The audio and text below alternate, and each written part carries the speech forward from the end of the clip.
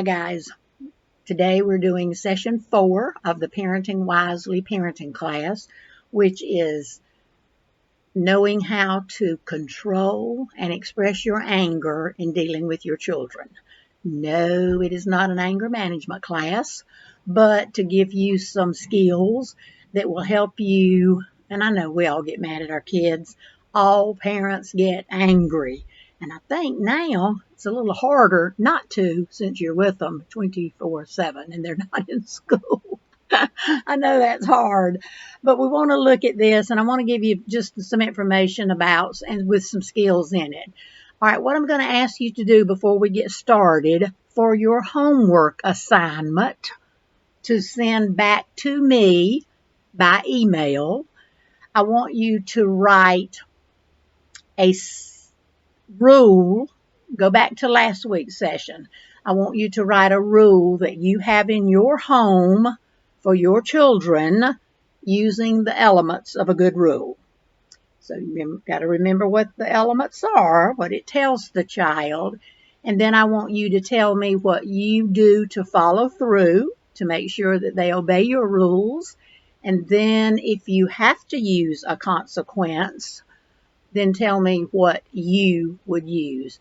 I want this to be very personal because I want to see what parents are doing at this time, especially with the skills that we're covering. Okay, let's get started on controlling and expressing your anger in dealing with your children. We know that all parents get angry, and some studies show that 2/3 of parents report feeling anger, shouting at their children on an average of 5 times a week, and maybe sometimes even more. Over 1/2 of those had hit their child out of anger. Now that's certainly something that you do not want to do. And I know sometimes tempers can fly, especially now, the things that are going on, and our children are with us all the time. And yes, they can get on your nerves. I understand that, and I know that.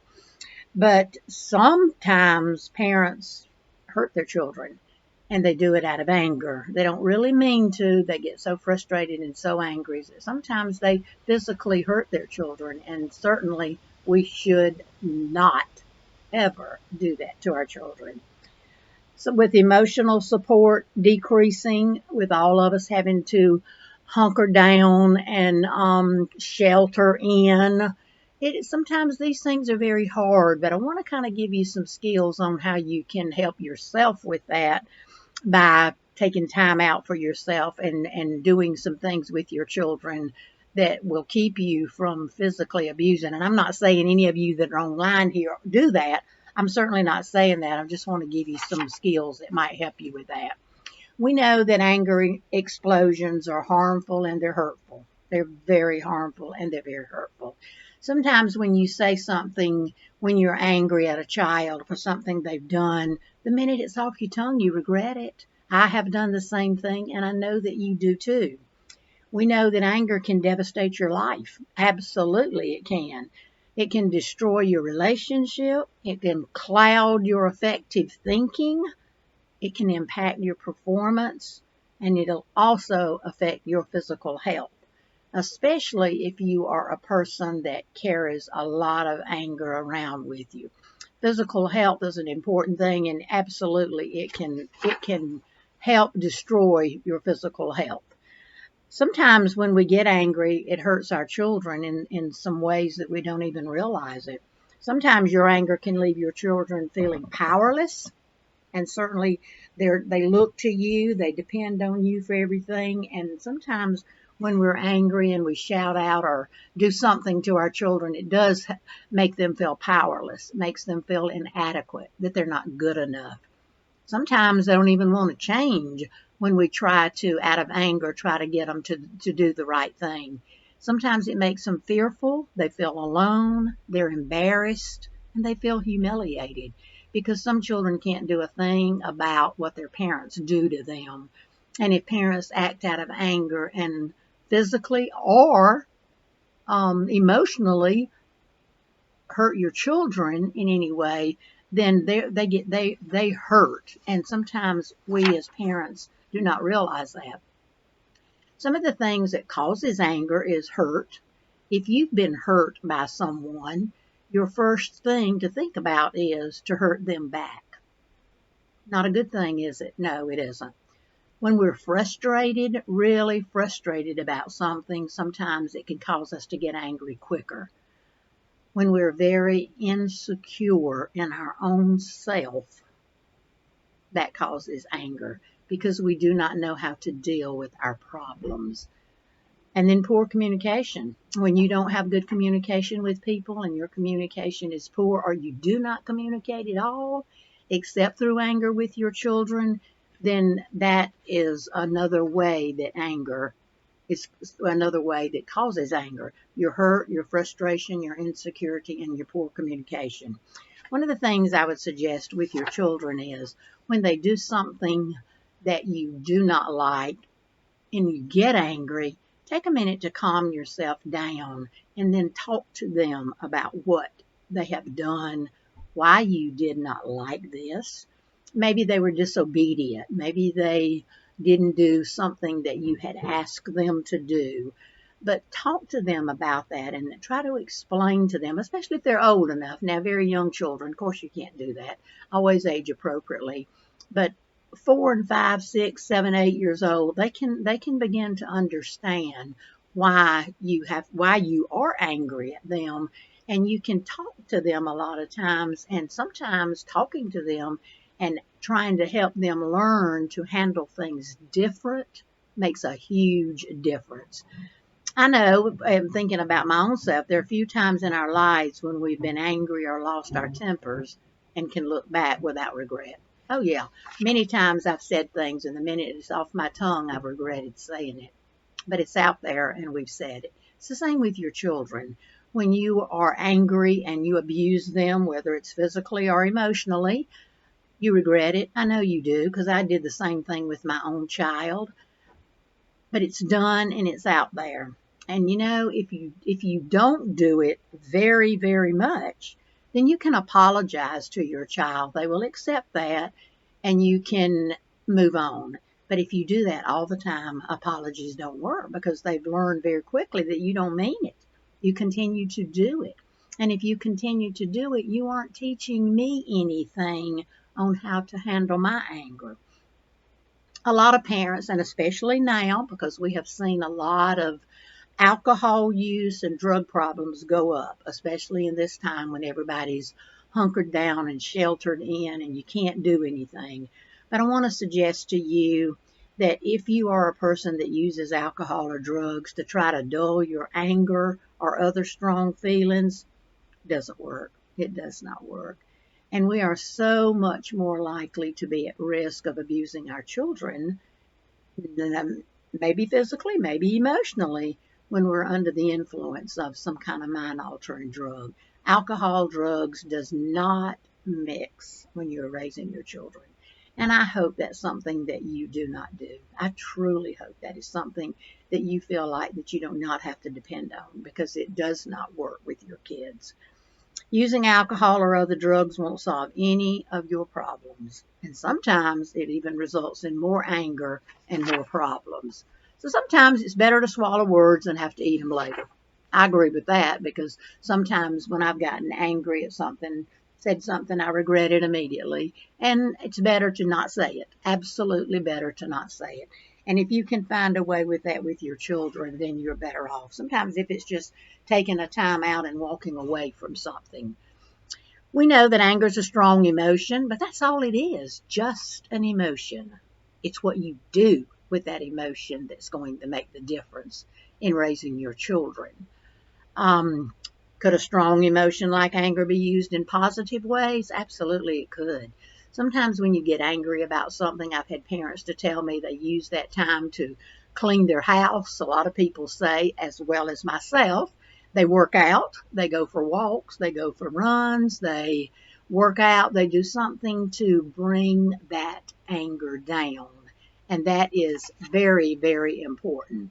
So I want to ask you 6 questions. And if you can answer yes to these, then maybe you have an anger problem yourself. And I'm asking you these because we want to get to the underlying reason why how your anger affects your children. Okay, do you feel guilty for your rage? Do you feel remorse when you hurt someone else? Are you embarrassed by your behavior? Are you disappointed in yourself? Are you afraid you may hurt someone in anger?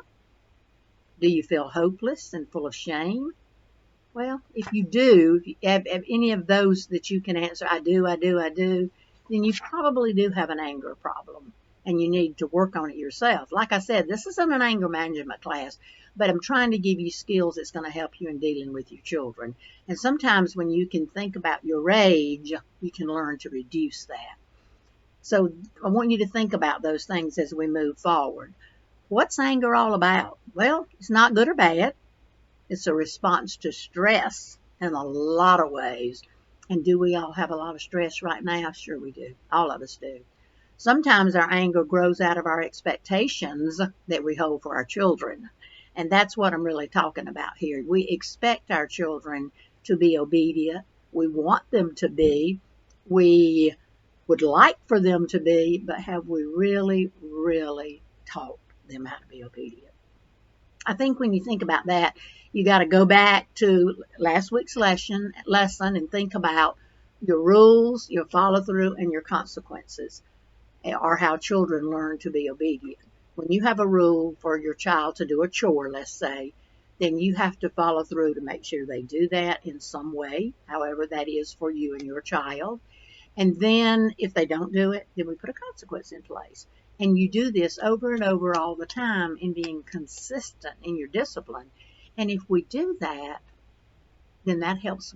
It helps bring down a lot of anger with our children. So it grows out of our expectations that we hold for our children. So think about your expectations. If you want them to be obedient, what are you doing to make that happen? Sometimes anger comes from misinterpretation and false perception of events. Sometimes when our children misbehave, we yank them up and get on to them, and sometimes it may be something that is underlying there that we haven't realized is going on with that child. And then a lot of times anger comes from our thoughts and our beliefs, and that can be changed. If you believe that you have an anger problem, then you need to work on it for your children. If you believe you can control your anger, then do it with your children. That is so important. Anger is often used to manipulate others into getting what we want. Can't do that with your children. Anger may get what a parent or child wants in the short term, but not in the long term. So you ask yourself, am I an anger junkie? Does anger make me feel powerful and in control? You are in control of your children. You do have authority over your children, but you don't have to get angry to practice that authority.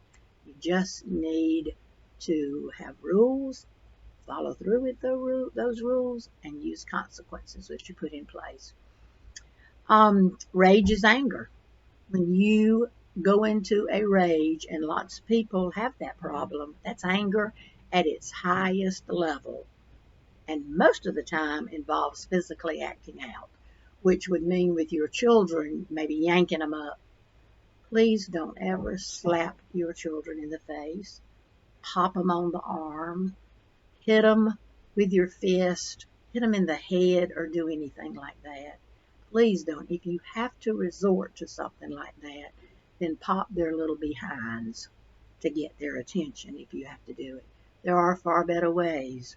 And I hope that you learned something from last week that will help you with that. Because I do believe that parents, when we talk about anger, I believe that they lash out at their children when they get angry if they can't control it. And a lot of times it makes it a lot worse. And that isn't what you want for your children. The use of anger is designed to help us get what we want or to overcome challenges. Sometimes we think we have to be angry to get what we want, or we have to get angry to overcome some of the challenges that we face in life. And sometimes it gives us fuel for acting out our thoughts. Anger helps us attempt to gain power and a control. And that's what we think we have to have, power and control. And in raising your children, you are the authority figure. Remember we talked about that? God made you the parent and them the child, and we have authority over those children. Use it in the right way. And in a fit of anger is no time, ever, to discipline your children. You have to get control of yourself first and then come back and do the discipline. We know a lot of times anger is created by beliefs of what we tell ourselves about a situation. If we say to ourselves, and we're really angry at our children for something they've done, and we're really angry at them, sometimes we're telling ourselves that the only way to handle this situation is to yank these kids up, to say something smart aleck to them, to scream and holler at them or whatever, when in reality it isn't. We cannot always choose what happens. You cannot always choose the behavior of your children, but we can choose how we deal with it. And if you don't get anything else from this session, please know that dealing with your children's actions in a time of anger, you are angry, is never going to correct the situation. We can choose our thoughts through sometimes difficult because we know anger comes swiftly. We get angry very quick. But if we don't know how to control it or express it, then we're certainly at risk of doing something that we don't want to do to hurt our children. So we have a lot of things that we do that are not good for our children. So I think about this. The solution to adult problems tomorrow depends in large measure upon how our children grow up today. And Margaret Mead, who was famous in her day, said this: the solution to adult problems tomorrow depends in large measure upon how our children grow up today. Now think about that for a minute. How would you answer that? Well, when children grow up in a home where there is a lot of anger expressed in ways that it should not be expressed, then they grow up to be angry adults themselves. And they don't know how to solve problems. And they have children of their own, and they do not know how to discipline their children and how to raise these kids without being angry and acting out that anger when disciplining their children. And what they're trying to do is make the children be obedient, but they don't know how to do that. They don't know how to handle that. So a lot of parents have grown up that way. Their parents didn't know how to handle things, and they don't know how to handle them either. But I want to share with you some of the effects that your anger as a parent, has on your children. And I want you to think about this, and you may not even be aware of these things because maybe that your children don't express it, and maybe you don't even know it. But I want you to think about how your anger affects your children. Okay, number one, it causes depression in children. When they live in a home where there is so much anger, maybe anger between the parents, maybe anger at just everything and everybody, and a lot of adults are just angry adults. It causes children to be depressed. Children don't want to live in that. And depression can be a hard thing, especially as they move into adulthood. And a lot of times depression causes young people to go astray, to start using alcohol and drugs and those kind of things. It can also cause anxiety, causing children to worry about things that they don't usually need to worry about or that they have no control over. When they live in a home where parents are always angry about not having money for this or can't do this or won't do that or something, maybe then we express that too much and our children hear it and they worry about those things, and they certainly should not. Our anger can cause our children to have school problems. I share a story that is very true that I worked in the school system for a long time, and I remember a nurse in one of the schools that I worked at said this. There were 3 children that they were brothers and sisters, and they all went to this school. And she said every Monday morning you could count on it.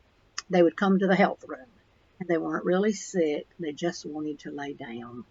And she said it took her a while to figure this out and learn it, but they lived in a home where there was a lot of alcohol abuse and a lot of anger in the homes. And sometimes the dad would act out that anger on them, and they would be very scared, and they would have to leave the home, and sometimes they would have to sit out in the cold. Anyway, she said once she learned that she would just let them sleep for about an hour before she would send them back to class. So a lot of times, and it causes school problems because think about what they were missing in school by going to the health room. And we don't realize a lot of times as parents what we're doing to our children.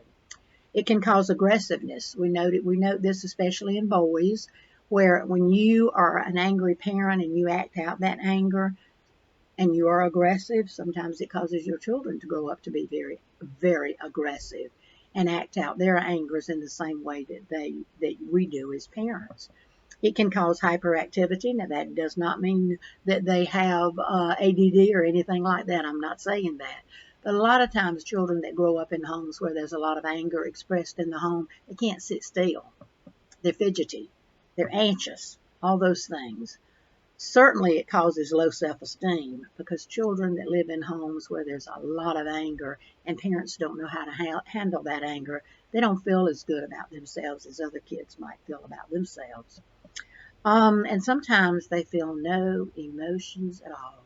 They just grow up bottling everything that happens to them, never sharing it, never telling anybody how they're affected and what's going on. But at some point and sometimes they will explode from that. And that would never, ever be a good thing to happen with your children. Children also feel disregarded. They think they're not important.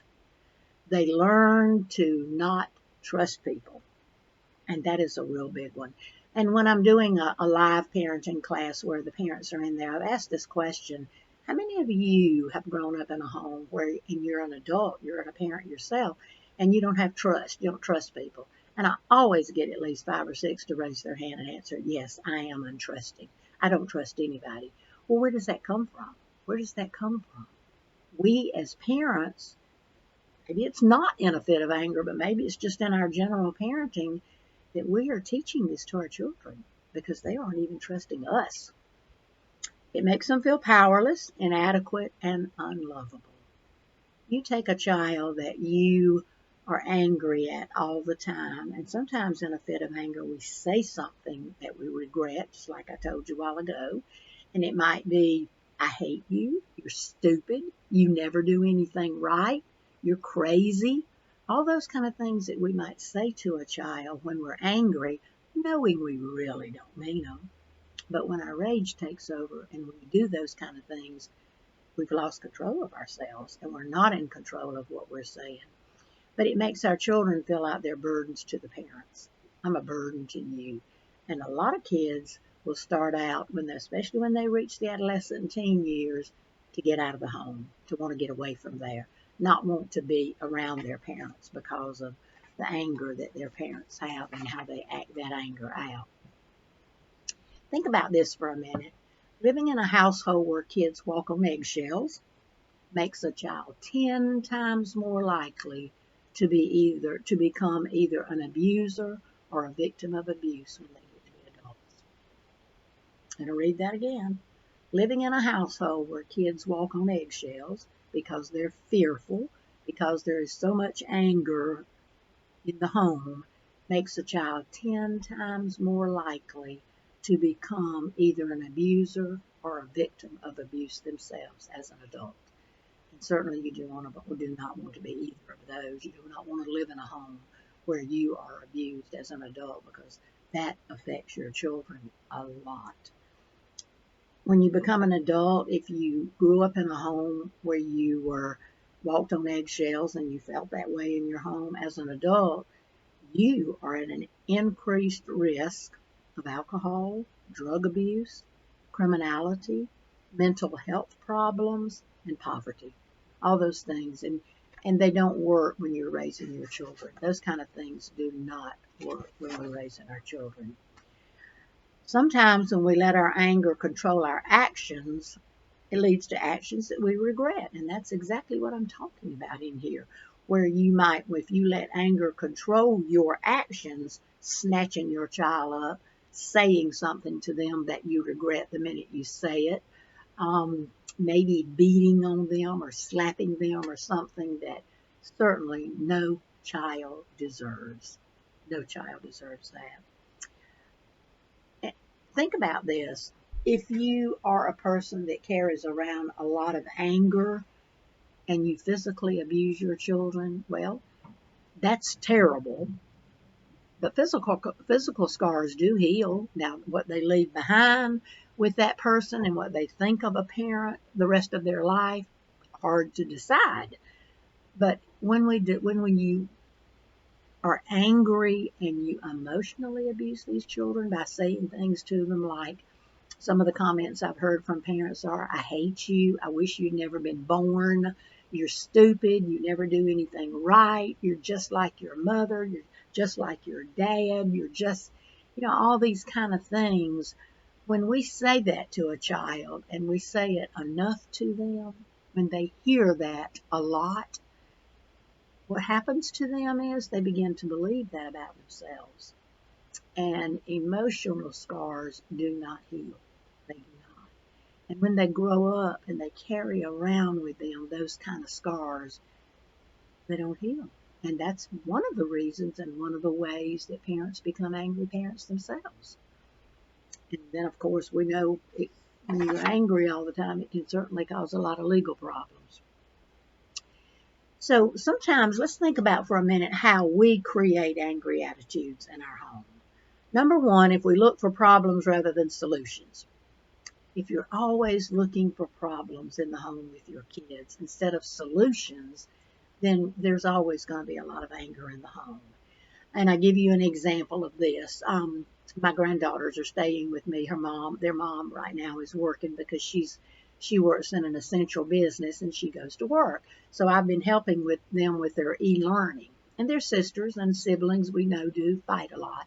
So sometimes in the mornings when they're working on their Chromebooks, on their lessons, they sit there and one picks at the other saying, you put your foot in my way, or move your arm, or you taking up too much room, or something like that. And if you hear that enough, it does cause you to get really angry at them. But what I really try to do, and what I did the other morning when I heard that for about 5 minutes, and then I got tired of it. So I just went over to that couch and I said to one of them, you get up and go in the dining room, hook up your Chromebook in there, and that's where you work. And I don't want to hear another word out of you. The other one, you sit here and you don't say one word, and you sit quietly till this is complete. I was a little huffy, meaning I talked in an authoritative voice, but I didn't say anything bad to either one of those girls. I just took action and I separated them and made them one go in another room and one be in there to do their work. Those are the kind of things we have to do. Find a solution. And my solution for what was going on between those two on that couch, was to remove one of them from it. And that's exactly what I did. When we maintain an atmosphere of arguing in our home, when we like to argue. And there are people that really do like to argue. They're never happy unless they're mad. You've heard that saying? There are people that are like that. We need peace in our home. Your kids do not want to be around you when you're angry all the time. They don't like it. They don't want to be around it. But the important thing to remember about that is, what are you teaching them to have angry attitudes about things too? If you always have something angry about something, and your attitude is always that way, then that's what you're teaching your children. You don't know that you're teaching them that, but that's what they're learning. When we talk at our children and treat them inferior, don't talk at your children. Talk to your children. Help them understand why what they're doing is not pleasing to you. And help them understand that and then guide them in the right way. Like with my two granddaughters. One of them's in the 4th grade and one of them is in high school. You think she knew better, but they don't. They're siblings. So separating them and letting them know why you cannot sit there and work together without bickering at each other. So you can't do it. One's going here and one sits right there. So that's what you have to do. Separate them to keep and not have an ugly attitude about it yourself. We really can expose our children to too much violence. And I think that's a big one for our kids. And right now your kids are probably watching a lot of TV, a lot of technology, doing a lot of things online, and maybe some of it you don't even know what's going on. Turn it off. Turn it off. Have family chats. Go to walk together. Play games. Oh my goodness, we've been playing a lot of games in our home during the day with these girls. Play a lot of Monopoly. We play a lot of word puzzles. We're doing things I try to keep them entertained so that they aren't at risk of fighting among themselves. And I certainly don't like to do that. When you hit, scream, slap, yell, or use verbal assaults at your children, that is very harmful to them. Hitting, screaming, slapping, yelling, and verbal assaults do not work in raising children. So think about how we create angry attitudes when we look for problems rather than solutions, when we maintain an atmosphere of arguing in our home, when we expose our children to too much violence on TV, when we hit, scream, slap, yell, or have verbal assaults at our children. All of those things cause angry attitudes in the home. All right, so let's look at what we fight about. What do you fight about? And I'm not talking about with your children. I'm talking about amongst yourselves, like mom and dad or significant other or whoever's living in this home, because the children are always watching you and what you're doing in your home. Money is the number one thing that people fight about. But here's what I want to tell you about money. It doesn't matter how much you have, how much you make, there's never enough. When we have a lot, we spend a lot. When we have little, we spend little. So what you have to do is learn to live on a budget. And I will tell you that is very important today. Learning to live on a budget. Appreciation. People like to be appreciated. And how hard is it to say to your spouse, sure was a good supper you cooked, or to say to her, you really look nice, or your hair looks nice today, or something to show appreciation for each other. That goes a long way, and it takes nothing to be appreciative of other people. But they need to know it. Your kids need to know that. Thank you. I appreciate you doing your chores without me asking you. I appreciate, just like I said to my granddaughters just the other day when all this happened. We sat right there until they completed their work, and then I said, I appreciate you going to the dining room and doing your work without arguing about it, and I appreciate you completing yours here. And it got things done, and there was peace, and that's far more important to have that peace in our family. Chores, a lot of parents disagree on chores that their kids need to do. And what I tell parents in that situation is talk about the chores together that you want your children to do. Be on the same page with with their chores.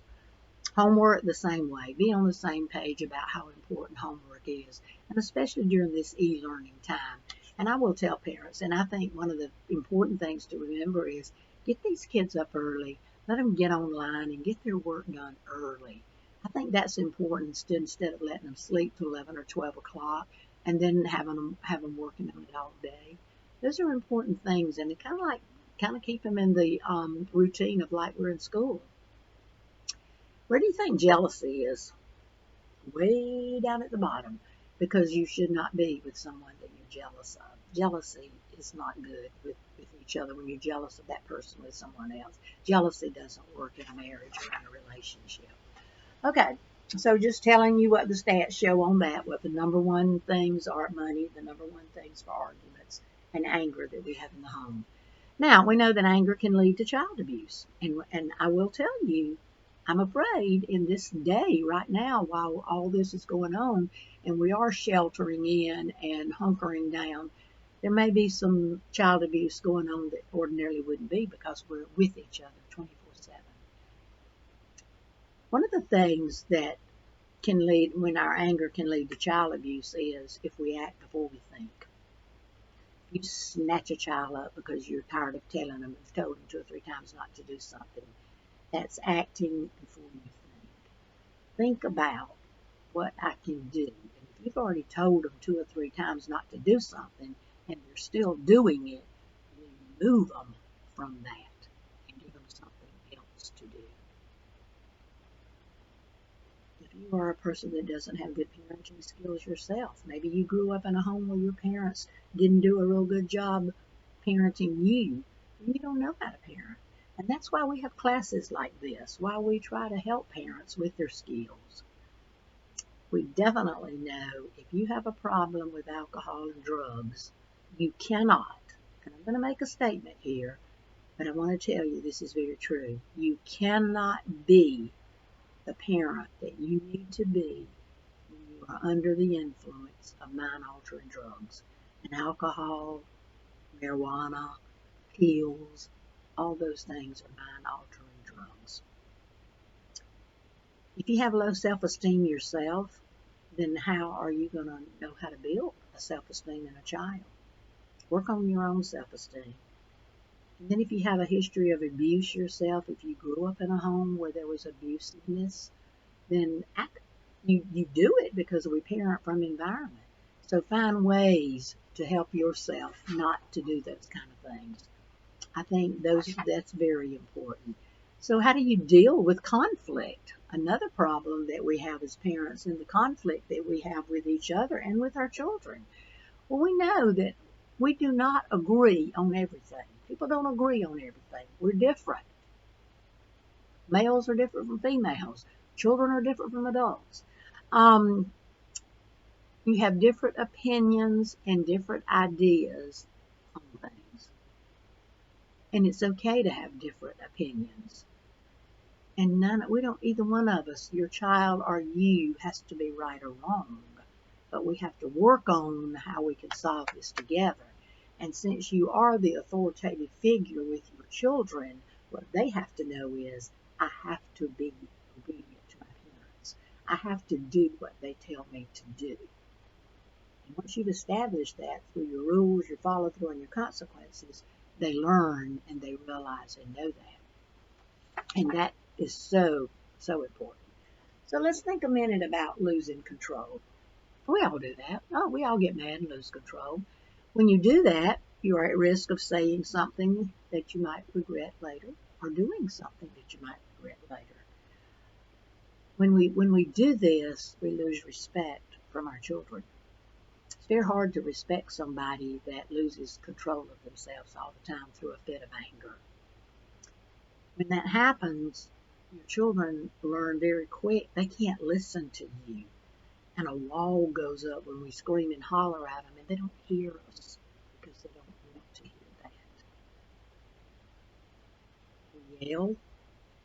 That never solves anything, yelling, because that same wall is up and you're not hearing what we say. When we scream and hollow and when we have anger and our children know that we act out of anger all the time, they don't focus on the behavior that we want them to focus on, the behavior to be changed. And we become distant from each other. Your children, maybe you might be mad and angry at your child and you go to your room. You send them to their room and they go in there and get on their technology and get on their phones and never come back and deal with this. And that's certainly not always a good thing to do either. Good communication prevents a lot of problems in the home. You sit down together and listen to each other and talk to your children. Children should know why our expectations are what they are, why we don't allow them to do certain things. They need to know this, and the only way they're ever going to know that is for us to talk about it. Talk about what you want them to do and what they're expected to do, and then why are you not doing it? Try to find out what's going on, and you might learn some things about yourself that you may not like, and you may need to work on changing. Now, God gave us a way for us to know that we were getting angry. And the reason for us to know we're getting angry is to find a way to reduce that anger. So we're not at risk of saying or doing something to our children, or to anybody for that matter, even to ourselves. Sometimes these are things in our own body that happen to us. Some of the things that people tell me are they get tense muscles, tight fists, clenched jaws, sweaty palms, racing heartbeat, fast breathing, trembling or feeling shaky, upset stomach, loud or mean voice. Personally, for my own personal self, I get knots in my stomach when I get really angry. My stomach just knots up. And that's the way I know that is my body telling me to fight or flight. That's your body. And your body gives you these kind of signs. And I'm telling you, learn to recognize what happens to you when you really get angry so you can begin to back off. So you do not lose control of yourself and take it out on your kids. I always like to go around the room and ask my parents, what is your sign?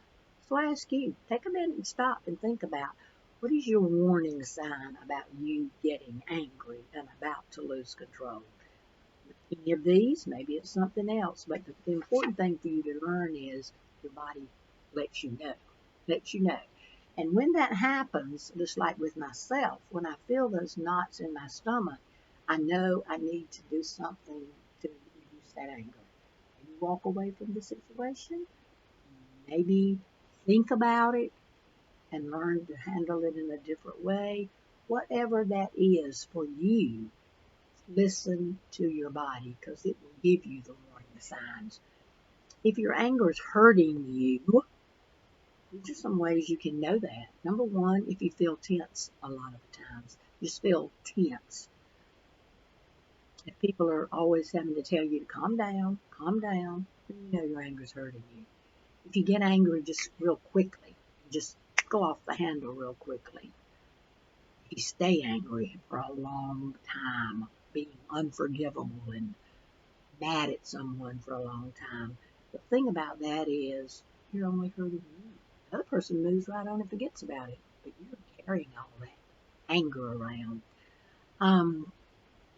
Sometimes if you blame your troubles on other people all the time, not a good sign either.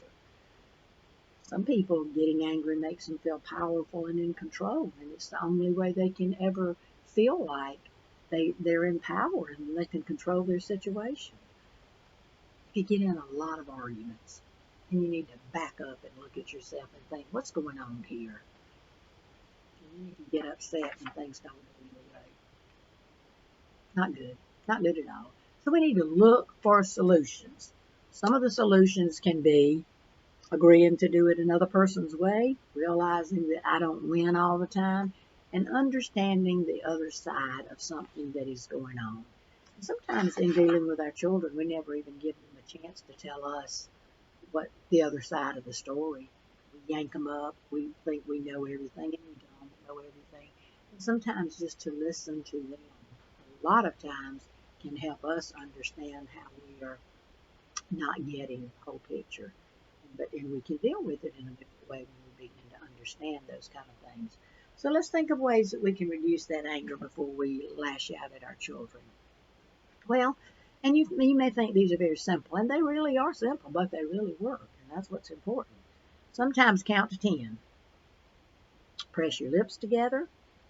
Say the alphabet out loud. Go for a walk. Take a bath. Write down what you're thinking or feeling, and that's a really good way. We call that journaling. And the reason that's such a good way is because you can go back. If you're feeling bad and angry and mad about something, and you write your feelings down right now, and then you go back a week from now, a month from now, a year from now, and read those, you think, did I really feel like that or act like that? Yeah, you can learn something from journaling. Some other ideas: listen to music, go for a drive, read something funny, watch TV, phone a friend, hug a pillow, splash cold water on your face. The important thing here is, and don't laugh at these because they really do work. The important thing is when you get at the stage where you are so angry at your child that you are at risk of saying or doing something that you could regret, then it's time to learn to reduce that anger before you deal with that problem. Use the 4 steps to control it. Stop. Stop. Think about why you're really angry. Did the child make you this angry? Something that they've done made you this angry? Or are you carrying around Anger. Did you get stopped on the way home and get a $150 ticket and 4 points? Boy, you're really angry about that. And you're bringing that home. Are you angry about something else and you're taking it out on your children? So stop and think, why am I really angry here? What's going on? And then calm yourself down using one of these things. Count to 10, say the alphabet out loud, walk away for 3 minutes, do something to calm yourself down, and then come back and deal with it. And I promise you, and it doesn't take but 10 minutes, sometimes even less than that, just to calm yourself down. But the important thing is come back and deal with it when you've calmed down. So stop, think, calm yourself down, and then once you've calmed yourself down, reward yourself. Go get a piece of candy or pat yourself on the back. Good job, I'm proud of myself, and then go handle it. Say that you can use the ABCD method, which is a little bit different. Be aware of your angry feelings, and hopefully once you watch this, you will understand some of your angry feelings and be aware that you get angry really quick, that you have a problem with rage, and you can begin to work on those things when you become aware that you have that problem. Back off and sort out what's really happening. The other one says think about it. Same thing. Back off and sort out. And then check out your choices and consequences for each choice. And there is a consequence for every choice we make. If I don't calm myself down, am I at risk of saying or doing something to my child that I will regret? And then decide to do the safest thing. Always decide to do the safest thing. And when you calm yourself down from a fit of anger, you can do that. Okay, so now we've learned how to control it. Learned how to reduce our anger so we can control it. Then we got to go back and express it. You cannot get angry at somebody, and like I said a while ago about you just go to your room. I don't want to hear nothing. Just go to your room and never come back and deal with that. No, that isn't the way it works. You have to, after they've cooled down and you've cooled down, then you find a way to express that anger constructively. Tell the person how you feel. If it's your child, you really make mom angry when you do not do what she asked you to do, and it happens over and over again. Okay? That's telling that child why they make you angry. And a child has a right.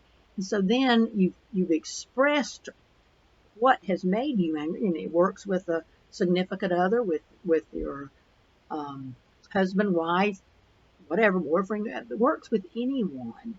But we need to be able to tell people how we feel. When you cannot do that, that goes back to poor communication. So we need to be able to express constructively what makes us angry and why. And I'm really talking about with your kids here. Identify the specific things and how it makes you feel. I can remember when my daughter was a teenager and she had a curfew of what time to come home. And if she was late, of course, 10 minutes into being late, you get really upset and angry. Where is she? I mean, she could have been killed. What's going on? Blah, blah, blah, blah. And by the time they walk in the door, you're really angry. And when you're really angry, you could yank them up and say and do something you regret. But when you calm yourself down and you talk to your child about that, it makes me angry when you aren't home on time because I don't know what's happened to you. Have you had a wreck? Has something happened to you? Da, da, da, da, da. And I think we can get across to our children more when we can communicate that. Now, I'm not saying that we don't use consequences. Oh, no. I'm just trying to think that we want you to think about how to express your anger in a constructive way. And it's real important to explain to somebody why you feel that way and what they've done that makes you angry. And the ways we cope with that. Number one, we teach by example. Some feelings we have to accept of our children. Maybe your child is a crybaby. Maybe they cry a lot. Well, you got to accept that feeling that they cry. And sometimes when you're angry at them and they cry about everything, just make them sit down till they quit crying, and then you deal with it. Encourage appropriate communication. Teach them how to express their feelings, as well as teach yourself how to express your feelings in dealing with your children. Using the ABCD method, stop, think, act using that method, whatever works. But the important thing is to, before you act, so you are not at risk of saying or doing something that will hurt that child, whether it's physically or emotionally, stop, find a way to reduce that anger, any of the things that we mentioned there, and then come back, be it 10 minutes or an hour, whatever. Come back and talk about it. The expressing part is as important as the controlling part. And you'll find that goes a long way in your relationship with other people and in your discipline with your own children. Okay, so let's think about that for a minute and realize that our anger affects our children. Think about the ways I told you that your anger does affect your children. Think about the depression, all those kind of things that affect your children.